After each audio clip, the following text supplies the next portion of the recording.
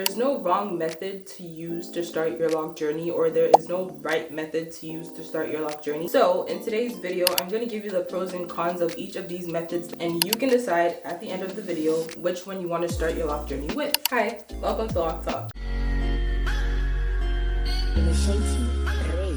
So let's just start. The first and most popular method that people start their lock journey with is two-strand twists. That is how I started my lock journey. Two-strand twists are literally the most easiest to do or to install, because all you have to do is just section your hair into parts, take two pieces of hair and twist them together like this. So the pros of starting your hair with two-strand twists is that it's very easy to do, and you don't necessarily need a professional to install your two-strand twist to start your lock journey. You can literally do it yourself. I did it myself and my locks are locked. Nothing is wrong with my locks. The only thing that I would say is that if you're doing it yourself, make sure to braid your roots with an actual 3-strand braid before you start twisting to prevent unraveling at the roots. This method is best for people who have type 4 hair or B to 4C hair. That leads me to the cons of starting with two-strand twists. If you have looser hair and you start with two-strand twists, it's gonna unravel. I have looser hair at the back of my head, so when I started with two-strand twists, I had unraveling, especially at the back of my hair. But the reason it did not unravel completely to the root was because I started the twist with 3-strand braids. Another con of starting with two-strand twists is that the twist pattern takes a long time to actually and completely disappear. I don't know if you can see,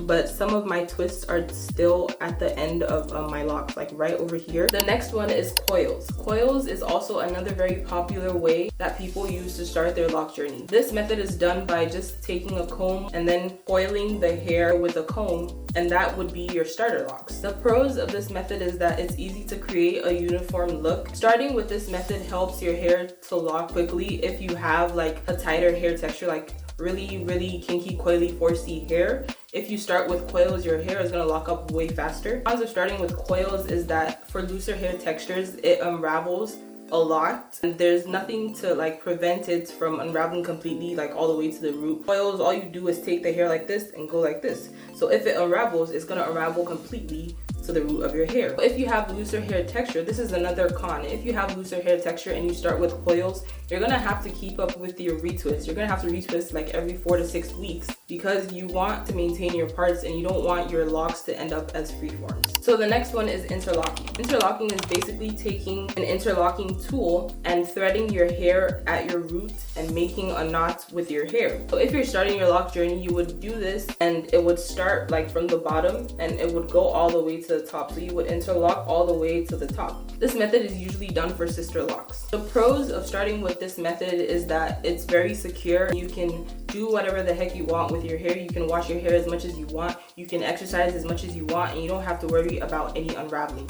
That is literally my next point. A pro of starting with interlocking is that you do not have to worry about unraveling. The cons of starting with this method is that if it's done incorrectly in the beginning, it's going to affect how your locks end up or how your locks look like. It can make your locks thin out if it's done too tightly, and there can be breakage at your roots if it's done too tightly too. Another thing to consider is that if you're starting your lock journey with interlocking, you're gonna sit down for a long time. So you need to be prepared to sit down for a long time if you want to start your lock journey with interlocking. The next method I'm going to talk about is braids. Braids is literally just taking your hair and then braiding it into 3-strand braids. That is going to be your starter locks. The pros of getting braids as your starter locks is that it's literally a style on its own, and that goes the same for twists. You can see a lot of people having braids and twists as their protective styles, like with their natural hair, and that is completely normal. Another pro is that braids don't unravel as easily as twists or coils. So now the cons. The main con of starting with braids is that the pattern takes forever to go away. And another thing is that it takes a while for the hair to actually start locking up. The next method I'm going to talk about is starting your locks with instant locks. A lot of people think starting your locks with instant locks means that you're cheating the process, but I do not believe in that, because